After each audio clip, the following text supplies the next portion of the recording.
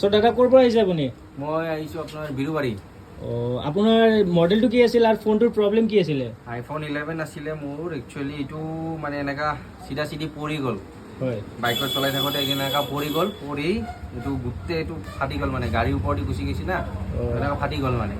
তো ফাটি গৈ এইটো গোটেই বেক চাইডটো ফাটি গৈছে, প্লাছ মানে একো কাম নকৰে, মানে কভাৰ লগালে না এইটো ঘূৰা ঘূৰি পৰি থাকে না, এইটো গ্লাছটো ফাটি পেলাই সেইটোৱে আৰু বাকী দোকানতকৈ মোৰ ইয়াতে কমত পাইছে না বহুত কষ্ট আছিলে? মানে একচুৱেলি বাকী দোকানতো মই সুধিছোঁ, ক'ৰবাত 8,000 6,000 ক'ৰবাত 7,000 এনেকৈ কৈছে, বাট ইয়াত আপুনি 2,000 কৈছে। মানে সেইটো কাৰণে মই বিৰুবাৰীৰ পৰা হাতীগাঁও ইয়াত মই সেইটো কাৰণে আহিছোঁ ইমান দূৰলৈকে।